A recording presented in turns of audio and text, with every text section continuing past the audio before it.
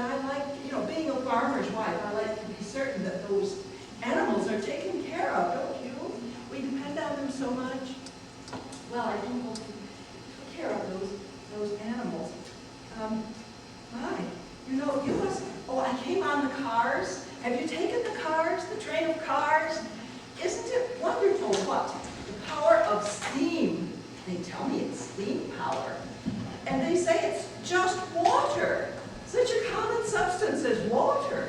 But the way they're able to harness the power of that water to make steam and to run the manufactories and the mills and, of course, the engines on the locomotives. Oh, my. Oh, you know, sometimes those animals, the horses, have a bit of an odor, so I bring along in my sewing basket, I bring along some lavender, and it really helps. It's wonderful for that purpose. Oh, you must think it odd of me to have brought my parasol for its evening like this and the sun isn't out. But you know, sometimes, I just always carry it because sometimes I get low-spirited. You're too young, I suppose, to have that happen to you, but along in the late winter, early spring, I get very low-spirited. I wrote in one of George's letters to George, I wrote about it. He wrote and cheered me up some. But sometimes when I get low-spirited, I just imagine the sun up there, even on a dull day when it isn't, and I put my parasol up, and it just makes me feel better. And I see from your smiles it has the same effect on you. We sometimes need some help to be cheerful, do we not? I think so. Well, let me see. You know, the styles these days call for a good many buttons, do they not? Everybody's wearing lots of buttons, so I buy them by the boxful, and I had an empty box, and I collected some of George's letters that we had around the house, and I put them. And now let me see. I didn't mean to put that in. Put that in. Oh, I recall how it was. I was, as I was getting into the carriage, I nearly lost my shoe, for somehow it came unbuttoned. I wonder, sir, can you see, did I button that up all right again? Oh, no, you mustn't look at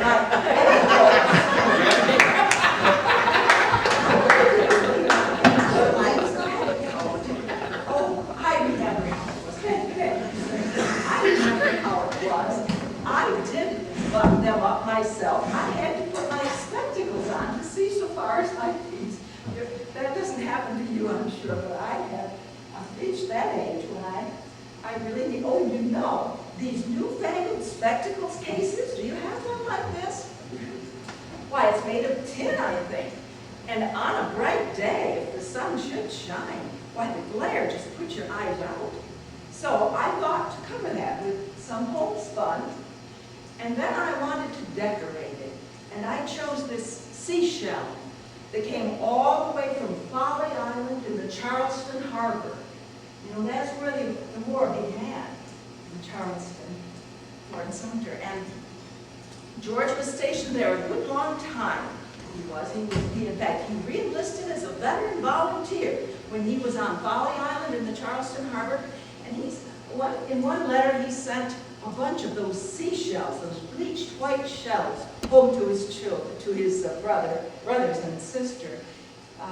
They had gone down to the Susquehanna, where we lived near the Susquehanna River, and they picked up the little gray snail shells. They were always playing with those, but they'd never seen any bleached white shells from the ocean, all these other creatures, and they were a great novelty to them. You see, when George went to war, let me see, his brother, Daniel, was the next eldest, and he was only 14. Yeah, the last year of the war. See, George went in 61, but in 64, Daniel also went to war for just a few months in the 137th New York. And then let me see. Oh, he was only 17. You won't tell on him, though, will you? He was only 17. Many of the boys did go a little early. And then let me see. Sarah, my daughter, is also Sarah. Her name is the same as mine, and she was only 12. I could see the little girls tripping off to the brown schoolhouse on the flat there. She and Ellen was her best friend. They called themselves editresses of the school newsletter. And of course, Ellen now is married to my Daniel after the war. Sometime he brought his bride to us. Oh, and then little Julius. Julius was 8 when George went to war, and Julius has the falling sickness. Oh, how I missed George when he went, because I used to let the boys go and nutting in the woods. They would pick up the wonderful chestnuts and we'd roast them over the fire. But, you know, if if Julius should have a spell in the woods, George would be there to help him. And after he went to war, and then when Daniel went, I just didn't dare let the boys go. Oh, you see, I was making on the train of cars. You know, those cars are a little bit uneven at steam car. They were sometimes uneven, and I really needed this thimble to make quilts. I'm making this doll quilt for little Bertha, because we have 3. We have a son, Daniel has a son, George. He named him for his uncle George. We never knew. And then we have 3 granddaughters, and little Bertha, her doll was cold, and she needed a quilt. So I was making these 9 squares on the cars. Oh, no, I didn't come all the way, of course, in one day. I stayed in Binghamton for a few days with cousin Mertis. Now, she's married to Marcus Scott, and we just heard he's been elected to the superintendency of the Binghamton school system, and they have some little children too, so I was comparing those with cousin Mertis. And I read in the newspaper there, I think it was the Broome Republican. I read an article that caught my eye because it was from Milford, Massachusetts. Now, my mother, you see, was a Corbett, and she was from Milford. Her parents came from Milford, Massachusetts, and this young chap that is coming from Milford to Leicestershire. No, Leicestershire, near Binghamton, I believe it's where the Lester Brothers Boot and Shoe Company is a manufacturer in shoes. Well, this young chap, his name is George, and his mother is Sarah. So I had to read the article. Well, this young chap, he's only 24, and he's been hired by the Lester Brothers Boot and Shoe Company to be foreman in one of their departments. At only 24. His name is George F. Johnson. Do you suppose he will amount to anything? I guess we'll just have to wait a few years, will we not, to see. He's just been hired. Well, let me see. I wanted to, people ask me, Mrs. English, they say, how can you bear to talk about your poor late son and his service in that dreadful war? And at first I thought that I couldn't do it, but why? It's 1883 now. It's been 18 years since the war ended. So I decided, well, maybe I could. You see, we really, my Hiram and I, and young Daniel and his family, we are living what is rightly George's legacy. For you see, George was a generous boy, he was. He sent much of his army pay home to us. And then when he re-enlisted as a veteran volunteer, he received a nice bounty, and of course then when Daniel went to war, he received pay and bounty. And so near the end of the war, we were able to purchase that wonderful flat land that right where Big Snake Creek flows into the Susquehanna River. You don't know Corbett'sville probably, do you? You're too far away, but it's wonderful loamy soil. And now young Daniel, he does something called grafting. You know about grafting the apples? He has wonderful apple orchard he's developed. And we grow asparagus to sell and many other good vegetables. And those apples make the best pies. Oh, by the way, when you come to Corbett'sville, I'll make you the best apple pie you've had anywhere. It really is wonderful what he's done there. And you see, all of this we really owe to George. It's rightly his legacy. So I thought, well, the least I can do is share some of his letters if they're of interest to groups such as yours. And old Daniel belongs to something they call the GAR, yes, Grand Army of the Republic. They're the veterans who survived the war are forming these posts. They call them GAR posts. You probably have have one here, do you not? They're forming them in many places, named for the a prominent soldier many times. And so Daniel tells me that these letters will have, you see, they get together, those boys that survived, they get together and they talk about the war. I don't know why they want to do that, do you? Well, they seem to like to do it. And so he tells me these letters will have something of interest for such groups. Oh, and he also said, I think, oh, you probably all take Century magazine, do you? Isn't that a wonderful magazine? Century magazine. Why, I believe they've already started in the last number or so. They've started a series on the leaders. They've asked the general and other officers to write articles about what happened during that war, and they're going to collect them. I think they're going to collect them in volumes too later on, but right now they're running in the magazine. Why? Daniel also somehow got the word that the government printing office is going to print up all those officers' reports. Well, you know, all during those 4 years of the war, every officer had to write to his superior officer a report about what happened in their engagements and their skirmishes and battles, and all their engagements during the war. And they've saved all those, both the Confederate and the Union. Isn't that remarkable? Why, he tells me it will be over 100 volumes, he thinks, when they are bound and published by the government printing office. So, because of all this interest, I decided, well, of course I can share these letters. Oh, I must, you know, sometimes I get off on a little bit of a tangent. Maybe, would you be the one to keep me to the task if I get sidetracked? Would you do that for me? Just nudge me out for me. Oh, maybe successful, right? Maybe someone else. Would you do it, sir? Maybe you could do that. But I do have to tell you one story about how George, people ask me, well, how did your son come to enlist? Because no parent wants a son to go to war, do they? I don't think so. But it happened this way. You see, we lived very close, well, at that time we lived very close to the border of Pennsylvania. You see, Corbett'sville is right on the border almost. And of course, the house we bought with George's pay, in fact, the house itself was partly in Pennsylvania and partly in New York State. We had land in both places. But at that time, we lived very close. And a neighbor, Fred Burke, his name was, he had a tannery in Brookdale, Pennsylvania, but it wasn't a quarter mile from us in Corbett'sville. Well, he was also a farmer, and one hot summer day, he and his son were haying it out in the sun, in the field. And a crier ran along the dirt road. I can just see him coming on that dusty road, yelling to all who were within hearing. He said, "It's a rout. Our soldiers, our Union troops have all fallen back on Washington." It was First Manassas, or First Bull Run. Well, upon hearing that, young Franklin Burke put his pitchfork right in the hay mound, and he went to Binghamton. There he learned that our senator, our U.S. Senator, remember Daniel S. Dickinson? He had authorized the 89th New York Regiment of Infantry to be raised.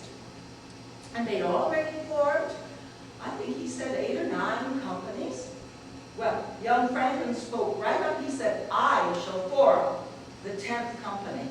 And he did so, and of course he came home to Corbett'sville and recruited our George and many of the other boys in the area. In fact, some of the Pennsylvania boys were in the 89th New York as well because of proximity. And in fact, my son-in-law now, a few years later, my daughter Sarah grew up and married a veteran of Company K, the same company George was in. Now, his name is Joe Nett. Now, he was wounded at South Mountain, the Battle of South Mountain, and so he was only in the regiment for about a year, and then he had a disability discharge and came home. But, well, thank you so much. That was like, China, you put it in. See, everything's so lightweight. Is this some new record? China, you have having Fabius here? Do you have pottery works or something? Do you? Oh, really? Wow. Well, thank you very much, sir. I do need to wet my whistle once in a while, don't you? Well, I wanted to show you some of these colorful letterheads. This was one. Oh, I must tell one more story. You see, George went to Elmira for his camp of instruction. All Company K and well, the whole regiment gathered there. And he was there in September. He enlisted in September, and in October and November he was there. But while he was there, I think it was 150 of those 900 in the regiment came down with measles. It was an epidemic. They had to convert a piano factory and other buildings in Elmira to take care of those boys for hospitals. And so George, he wisely, I think, came home. He took a furlough, so he didn't go to Washington with his regiment. When they went in early December, he came home on a furlough, fully recovered from the measles. So we had him one last Christmas, you see. But then he caught up with his regiment. You see, their assignment when they went to Washington, their assignment. Oh, and it was a good thing. 2 of the boys died in Elmira of the measles or complications. And then we learned in Washington, in the newspaper, 2 or 3 more died. So George came home and fully recovered, but he had to write he kept in touch with his captain, and so this says Captain Frankfurt. He was practicing writing his address, I think, on a letter he had sent us from Elmira. Now, here's another letter. This letterhead is interesting because it must have been left over from the Mexican War. The Mexican fez hats are shown there, and oh yes, this one is one where I think he had a discouraging day. Under flag of the free, he wrote, "Whose eve it may be." You see, we didn't know whether the Union would hold up or not then. Well, here was a colorful letterhead.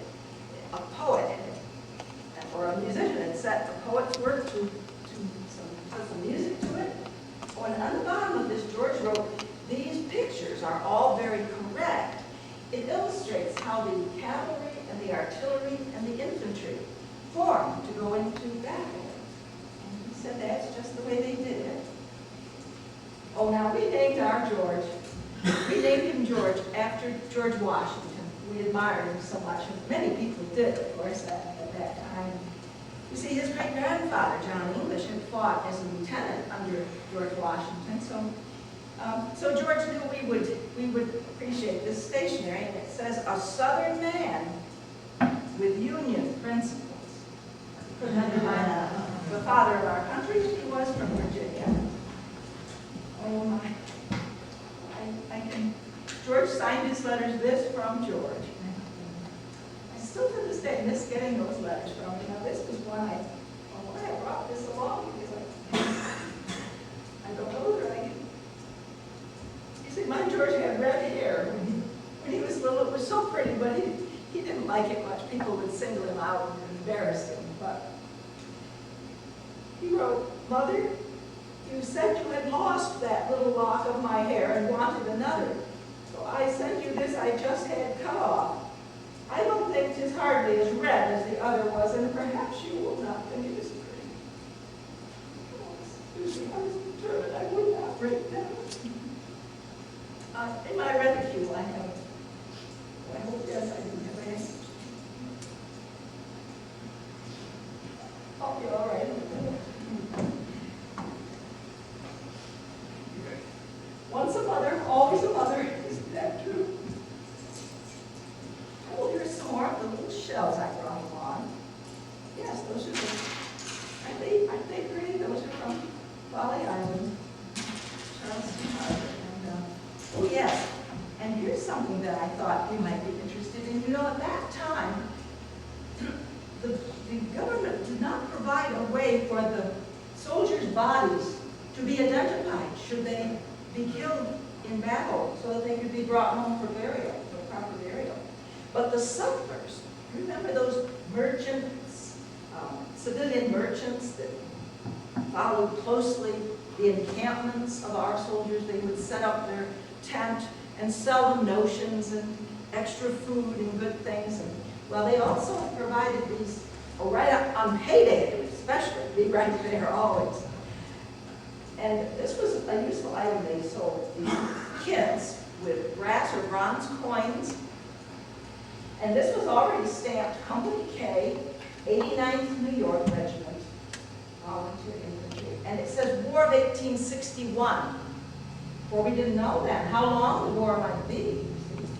And then George bought this and stamped his name, G.M. English at the top, and it has a likeness of George Washington on the back. And then he stamped Corvettsville on the bottom. He wore it on a leather thong around his neck all through the war. And I just I put it on some sinew. Do you all have a spool of sinew? I suppose you do. In your sewing kit? Isn't that wonderfully strong thread? It's just wonderful. Well, I must get right down to it now and read some of these letters. As I promised, this was the first one. Oh, not the first one. Yes, I guess it was the first. 1861, October 20th, Elmira. Dear parents, you will see by this that I am here. We had a great time of it coming. I find everything as good as I expected. We have plenty to eat, that which is good. It was quite amusing to see the boys make up their beds after they got here. The first thing we did was to march to dinner. Then we took up one line of march for a barn a little way from our quarters, which we found half full of bed ticks. Every man took up his bed and walked. You see, my George knew his body what he did. Every man took up his bed and walked. Each has one tick of his own with 12 pounds of straw in it. This, with a large blanket, this placed in the box is all the bed we have. We were all examined yesterday and all accepted. And then he said he was cook last night. Well, I don't know what they would have eaten because George had not done much cooking when he went to war. But you know, by the end of that war, he wrote in another letter that he could make what do you know, an apple dumpling, I think it was, as well as Aunt Lydia could. Now, she was an exceedingly good cook, so that was one thing the Army taught him to cook. Oh yes, now this was after he caught up with his regiment. Their assignment had been with General Burnside's Expeditionary Corps, which took some of the coastal areas early in the war. And so by the time he reached them, they were on Roanoke Island, North Carolina. And he wrote July 5th from Camp Dickinson. July 5th, 1862. Dear brother, we are under marching orders at present and shall leave here in a few days, I think. It is said that Burnside is going to march in the rear of Richmond to cut off the retreat of the rebels. We shall probably go with him. We want a hand in this, for it is thought to be the decisive battle of the war. Can you imagine if he had known then, in '62, that 3 more years would ensue? I think he'd have given up right then, don't you? But I suppose ignorance was bliss. He goes on, yesterday was the 4th of July. We had a great time here. The colonel gave us 80 rounds of blank cartridges, and we had a big old time firing them. We had a grand dinner. Oh, you must guess. What do you think he had for their grand dinner, as he called it? Any guesses? Can you guess? Venison. I think they did have some kinds. Venison. Ham. They had once in a while some of that too, but not this time. Or anything else they could get their hands on? Oh, probably, yes. They would sometimes form it. Well, this time, he said, we had a grand dinner of hard crackers and coffee. We did not have any firecrackers, but plenty of hard crackers. My George did like a good laugh. Well, he goes on, the 9th New York State Volunteers got up a company of ragamuffins and marched through our camp. They beat anything I ever saw got up in Binghamton. Now, I had not known that he went to any presentations in Binghamton, but unbeknownst to his mother, you see, he must have done so. See what you can learn from reading your son's letters. Well, when he came home on furlough, he told us more about that. You see, the 9th New York State Volunteers were, they were a Zouave regiment. They wore the red pantaloon-style uniforms of, was it French Moroccan or French Algerian influence? And they had been from New York City, and as civilians, they were largely actors, many of them. So indeed, when they were in their spare time on Roanoke Island, they built a log theater, and they performed for all the troops. I guess General Burnside himself, and Colonel Fairchild, and Captain Byrd, of course, and all the boys went and enjoyed their presentations. So that's, now you may think from what I've selected so far that those boys just had a good time. But you get young men together, they're going to find a way, don't you think, to have some fun? But of course then there were the battles. Now this letter is from camp near Sharpsburg Battlefield, Maryland, September 20th, 1862. Dear family, I have been tumbled about among the dead and wounded amidst the hissing of bullets so long that I can hardly collect my thoughts enough to write. And but he tells about the battle just before Antietam or Sharpsburg, the battle of South Mountain. And I told you that was where my son-in-law was wounded. The first time our regiment was engaged was last Sunday, the 14th. Wasn't that an awful thing? They fought on Sunday? We were marched on to the field of battle about 4 p.m. We had not got into line of battle when a rebel brigade came out of the woods and fired at us. We dropped flat on our faces, and their first volley passed over us. Wasn't that a clever ploy? Then they came, and their first volley passed over us. They were coming at us like a pack of bloodhounds when we raised up and poured a volley into them, which sent them howling in every direction. Oh yes, this was the letter where I'll never forget how I felt when I read, Chris Knight fell dead, shot through the heart, for he was our neighbor. And you know, his parents never got over Chris's death. They thought he was safe, and he was color guard that day, and all three. Oh, then he wrote, Miss Emma Corbett sent us a nice lot of maple sugar. You must thank her for me. Now, she was a cousin, and of course, she lived right there in Clarksville, so I did thank her. Oh, and then, of course, there was the battle at Fredericksburg. You remember reading about that in the newspapers? Oh, yes, the 89th was assigned to guard the 50th Engineers. I believe it was the 50th Engineers who were putting the pontoon bridges across.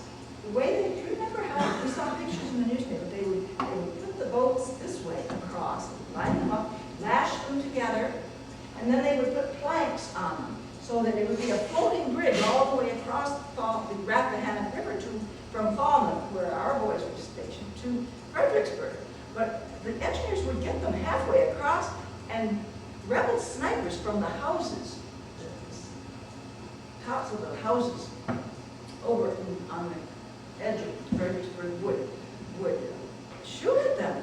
One of their men lost 3 fingers from his hand, right hand, I believe it was. Well, they would just drive them away. And after a while, General Burnside said, we must get these bridges across, and he ordered George's regiment, the 89th New York, some companies of it, and they got a Captain Burt got, I think it was 25 men in some of the boats, you know, in each boat, several, I don't know how many boats. But George's company was one that went in those boats, and they were to pull across, oar across, and drive the snipers out of those buildings. Well, George wrote, not a man who got in those boats expected to get across alive, but we did. And no one was hurt. Maybe one was hurt, we found later. And we took 80 prisoners in the city. And then George was stationed there and stayed, for the most part, in the city streets and held it So he could not understand when 3 days later, the order came to retreat and go back across those bridges to Falmouth and encamp where they, just as though there had been no battle. He had to read it in the newspapers as we did about that slaughter at Marie's Heights nearby, where behind a stone wall the Confederates were protected and our boys were just bloody the whole field. They just couldn't get through. Some came very close, but they couldn't get through. So those were some of the battles. I think he was fortunate not to have been assigned to Marie's Height portion. Oh, here was a letter.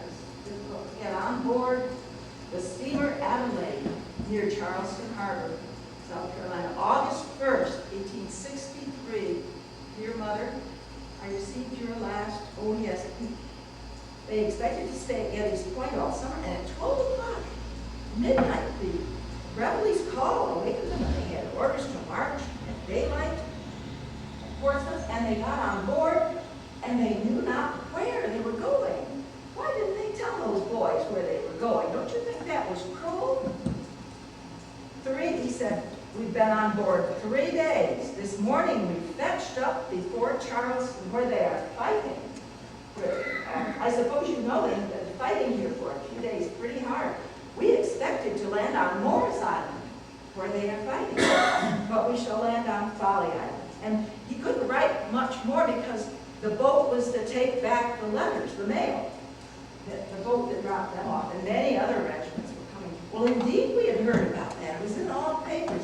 That was the time when they were saying, even some Northerners were saying that the freedmen, you know, the escaped slaves that came into our Union lines, they did much useful work, but they wanted to use them for soldiers.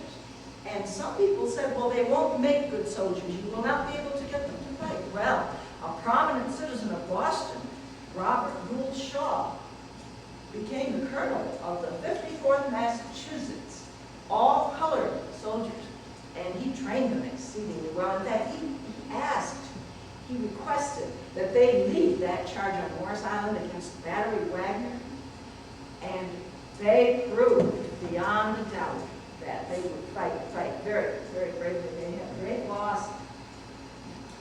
I think you may have heard of Germaine Logan. His daughter, Amelia Logan, he was an itinerant preacher in Syracuse and Binghamton. And his daughter, Amelia Logan, taught in Binghamton for a while, for a school for the colored and the freedmen. And two of Frederick Douglass's own sons were in that 54th Massachusetts regiment that did so well there at Battery Wagner. And later on, a few years later, Amelia Logan married one of Frederick Douglass's sons. Well, we had heard, there I go again, I catch it, you didn't stop me, did you? Oh, by the way, be sure to have your questions. I know I'm mixing you up or putting you to sleep, one or the other, so be sure to have your questions for me later on. So George was there and many other regiments to take Battery Wagner, which they eventually did in a few weeks. They would sat closer and closer to it by night, and they were able to take it. Well, let me see. Oh, yes, George was on. He went on. Oh, he re-enlisted when he was on Folly Island. I told you that, and he came home on a furlough. When they re-enlisted as veterans, you see, the regiments were going to these 3-year regiments, many of them their time was going to be up. And the war wasn't over, and the Army, they didn't know what to do, the leaders, because if all of these men went home, these experienced, trained soldiers went home, and they had to bring recruits in, start all over, it would not be very well, it would be very good. So they enticed the men to re-enlist, you see. They gave them a nice bounty and a furlough, a month's furlough, and so George, of course, came home and had a wonderful month at home. But then it was back to Folly Island. But a short time after he got back, he got the mumps. And so when his regiment went, by then Grant was in charge, and the fighting was very serious. by the time of Cold Harbor, George was getting better, but he could not go to that battle. Probably fortunate for him, as his regiment, most of the regiment did. But he went on, he got so he could do light duty, and he was put on a hospital boat. And I think I brought that somewhere. Oh yes, he got so he could do light duty, and he was on a hospital boat, but it was, you remember Early's raid, General Early's, the rebel general's raid of Washington? They were very frightened in Washington. It didn't amount to too much, but they even sent out the Invalid Corps, and some of the government officials had to man the forts for a while until General Grant finally sent the 6th Corps, seasoned veterans from Petersburg there. Well, George's boat, his hospital boat he was on, was assigned to go to Washington to bring back the 6th Corps back to Petersburg after the Early's raid was quelled. So he said, I've just had a horse and been through the city. He had some spare time, you see. I went to the Capitol and went all through it and saw many interesting sights. And here I must tell you of a joke I heard about the Capitol. A lady going to Washington, when she came in sight of the unfinished dome of the building, said, I suppose that's the gas works. Yes, replied the gentleman, those are the gas works of the nation. And then George went on, I could not help remarking as I entered the Capitol, a great many wise and good men have entered here, but a great many more rascals. Wasn't that an awful thing to say about our lawmakers? That isn't the case anymore, is it? Yeah. Oh, you look a little skeptical, sir. Oh my, I hope you're wrong. You know what? You know our president now, because President Garfield was shot. We have President Arthur, and I've heard it said that he's a little crooked. Have you heard that? Don't you think that the office of the presidency will surely cause him to rise above any such shenanigans? Don't you think so? You look a little skeptical there. I hope you're wrong about that. Well, let me see, what else did he say here? Oh, yes, he said, Old Abe has called for 500,000 more men, and they must be in the field in 50 days. And they cannot send a $300 greenback in their place, but must go individually and take their rations of hardtack and sawhorse. How many? Well, he wrote, I think it's 500,000. Oh, that's what it looks like. His writing is not so easy to read sometimes. He says, tell the boys up there if there's any who measure 6 feet all ways, who are afraid of bullets and don't like to dance to show music, that they had better go in out of the draft. Oh yes, sometimes he wrote, well, it wasn't in this letter. One letter he wrote, that he wished he could come and have sleighing. He said, you're having wonderful sleighing, aren't you now? Sleigh riding, you know. He missed the weather here, I think. And then he said, give Towser a warm place by the fire once in a while for me. He was our dog at the time. Is that very nice? Oh, this was May 8th, field near Richmond. May 8th, 1864. Oh, yes, this was after Grant had taken charge and the fighting was very serious. We are now on to Richmond, and I hope we shall get there.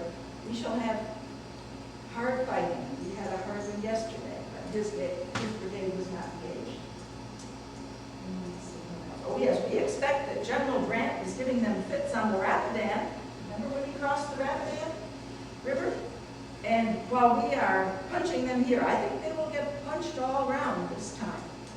Oh, Mr. Richardson came yesterday while the battle was raging the highest. We were all glad to see him. Now, you know who he was? He was our minister from the Concord Presbyterian Church. In '64, he learned that the 89th was without a chaplain, and he up and left our parish, and he went as chaplain. He had just arrived, and George was so glad to see him. When he was sick, we helped him so much. And you know, Willard Richardson never came back to our parish. He and his wife had raised their children by then, and they stayed in the South, in Woodsboro, South Carolina, and they did wonderful work with the freedmen there. They started schools and churches to help those poor freedmen. And there was a news that one of our parishioners keeps in touch, and this was from 1879, and that was 4 years ago now, a newspaper account that praised Richardson for his work. Improvement in the country schools is very marked. The credit is chiefly due to Mr. Richardson. He came here 8 years ago as a missionary and teacher for colored people, illustrating the difference between a bona fide settler and a carpetbagger. In 76, he was elected school commissioner. He brought order out of chaos, advanced money from his own pocket. His work is appreciated. So we're really so proud of him. And and you know, my brother did very much the same thing. He was in Newark Valley at the time of the recruitment, and his son Henry Leach, my brother is Daniel Leach, he was a minister, and he's just been called back. In fact, we got a likeness of him. Oh yes, I forgot the other likenesses I brought. This is a likeness of him, and he has been called back to Newark Valley to be a pastor again at the church he founded 25 years ago.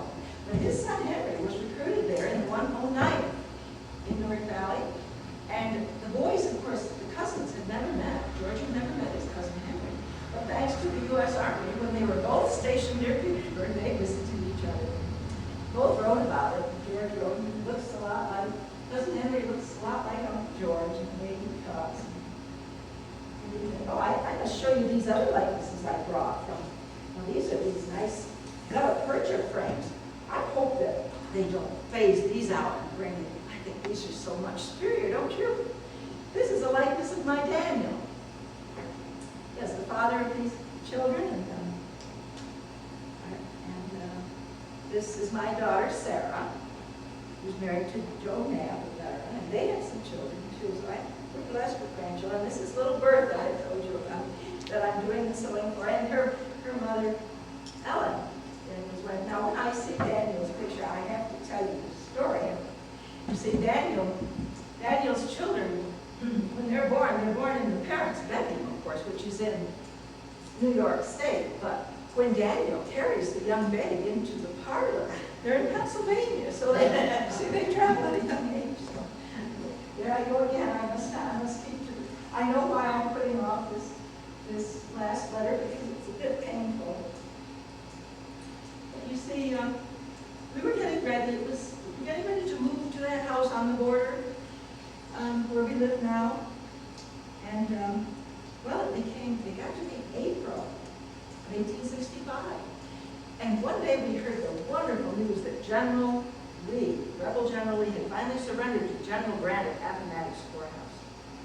Oh, we went to Montrose, and they brought out these enormous woolen flags, American flags, paraded down Public Avenue. Bands played.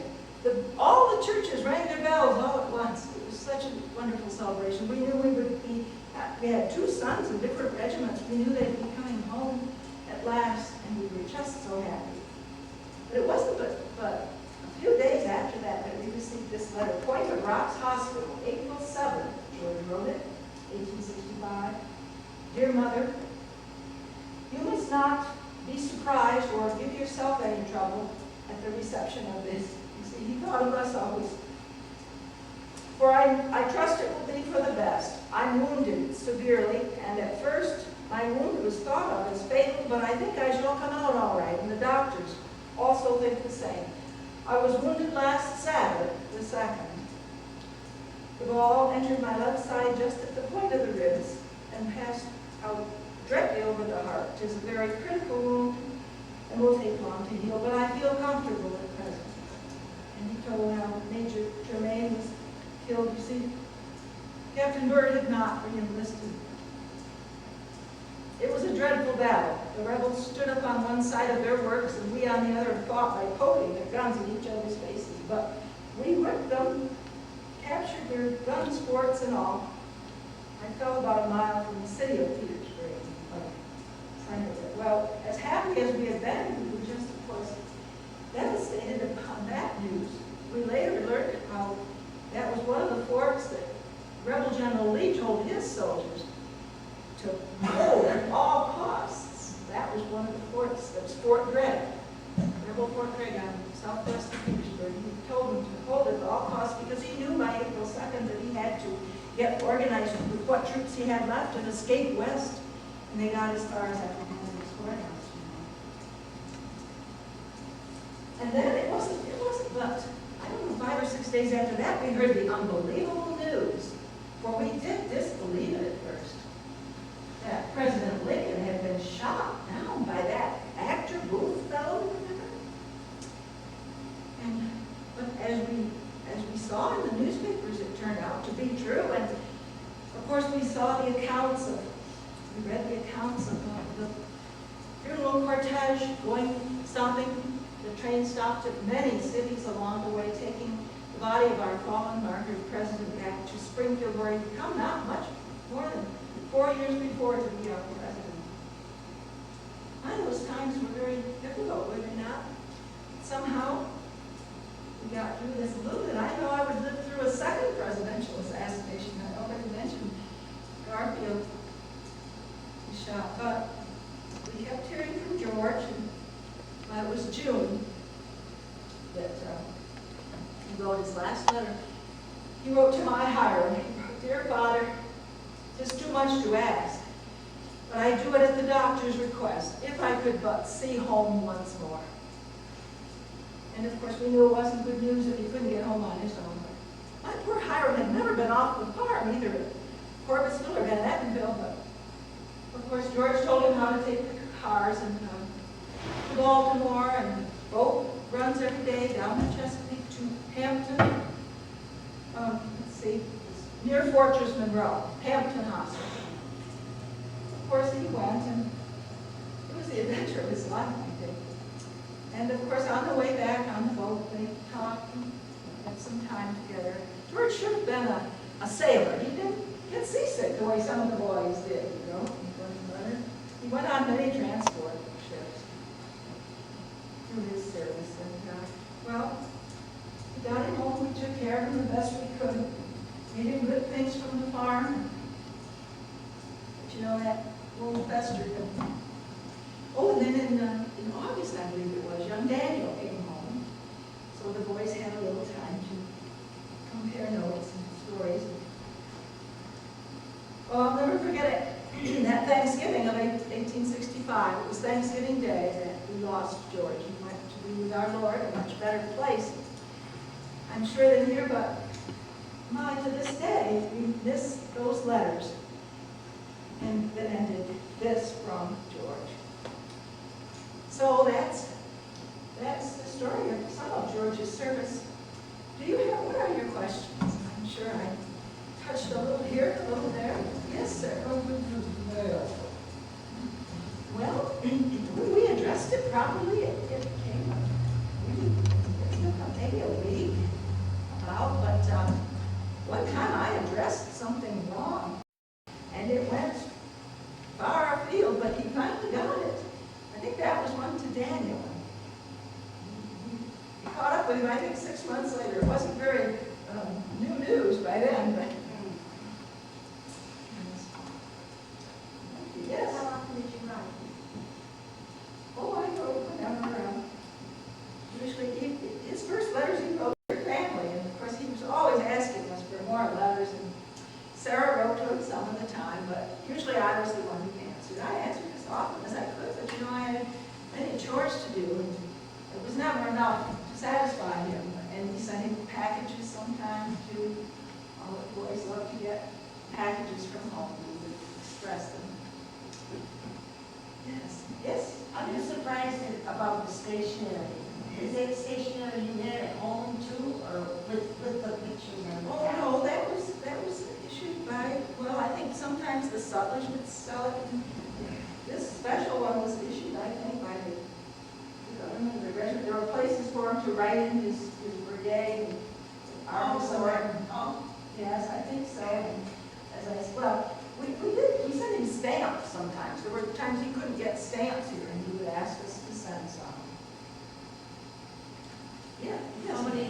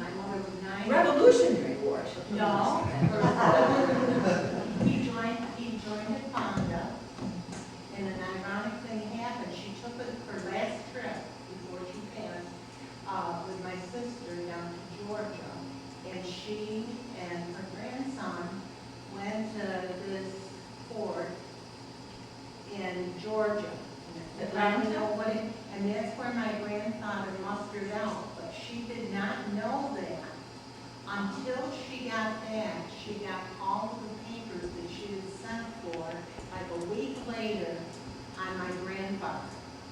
And she was just thrilled.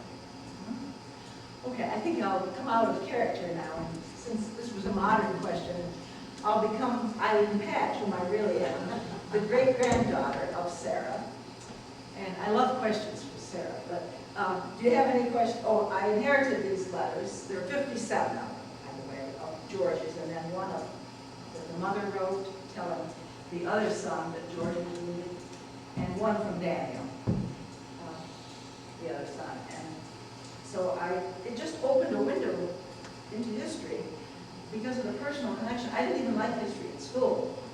I liked math homework. You could finish it, check it, know you were finished. And history, I never knew what they were going to ask, and I hated it. But this personal connection has just turned me on to history, and I haven't closed that window yet. So I researched all the references that he made, listed all the battlefields where he went, and much of the genealogy I knew already, but I had that interest for a long time. And my annotations and his letter, all my transcriptions of his letters and my annotations have been published by the Broome County Historical Society, where Corbettsville is. It's part of Broome County. That's where I mean, I don't live in Corbettsville, but I live in Enfield, so it was close by. And I remember going as a child. I visited Daniel's spinster daughters that I spoke of. They were elderly women, but they lived on a house that Daniel bought nearby, right near the house on the border. And I'd heard of the house on the border, which at that time, later on it was hired hands, I think, lived there, and then it was gone by my time, but I was told where it was. And so I do these presentations to promote the book because they printed way too many. I don't get any royalties for the book, but I do. I had to take out a doing business as DBA, and so they allowed me to buy them wholesale and sell them the retail. So I get a little. I earn the money twice, I think, but I get a little bit for all my research and my travel and my selling. So they make good gifts for your Civil War buff and your family or your friends and so on. They make good Father's Day gifts and Christmas gifts. So I appreciate it. And there's even a color centerfold. And it shows, let's see, this is his hair. He probably is turning over in his grave knowing I tied it up in pink ribbon. In his uniform. No, it was those spinster daughters sometimes who inherited the farm, sometimes had to sell things, I think, to pay the taxes. So it belongs to a collector now, but it's Dr. Michael Colella. He's an eye doctor in Endicott, and I knew about it even before I got the letters. Just from my genealogical interest, he let me photograph it. Sergeants. He was a sergeant at the end of the war. I didn't say that. He was training a company of his own. He wrote. There's a picture of the Burnside's Bridge, and somewhere there's a picture of this coin. Yes, it shows. It's enlarged, so it shows the War of 1861. You can read, and so on. More than you probably want to know about. This was my grandmother, the daughter. So Daniel's kids were my father's cousins. Went here for Thanksgiving. So, any questions for Eileen Patch? Yes.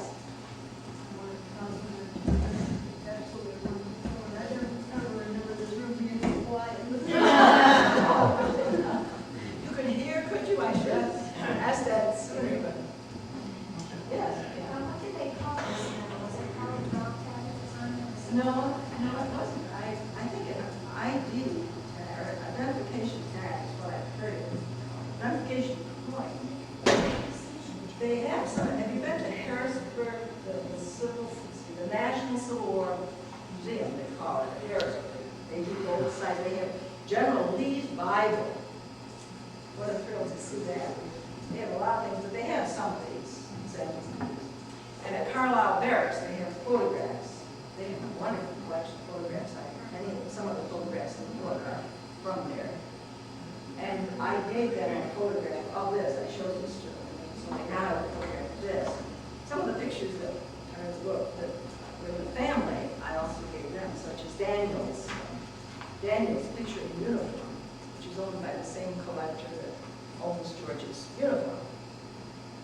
So they now have those pictures. Many others. There are others of his cousins that I dovetailed. Mark Corbett was in the 137, same unit as Daniels, but he was a cousin of George. He was in pretty much the whole war too. And he was breveted a major, and his tombstone just says Major of the 12th Corps. He couldn't even give his regiment. He was at Culp's Hill in Gettysburg. Do you know that story? That doesn't get equal time with the other end of the battle. Because Colonel Ireland, who was the hero there, died. Was it Atlanta or later on? And so he couldn't toot his own horn the way Chamberlain could about Blue Round Cup. That's because those reserves are there's so much. Well, I have them in archival sleeves and acid-free and everything. I think they make paper better. Of course, these are facsimiles. Yeah. Yeah, these are when you have a good scanner and do the computer. And so they look pretty much like this. But I'm going to eventually give them to Cornell University because I have 3 children. I don't want to split them up. And I researched at Cornell, but their Kroc library downstairs, it's all environmentally controlled. It's a wonderful library. His Captain Bird's papers are all there, and his autobiography. And I dovetail much of that in the book, because he told more in some cases about some of the battles from a captain's perspective. So I think it would be nice to put them there with those captains.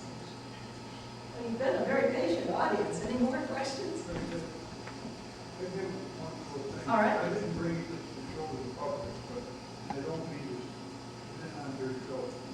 Oh, But you're talking about the cruelty of the war. And this item comes from Orwell, New York, which is just Orwell, New right, York. Right. oh, And it belongs to the Homestead family.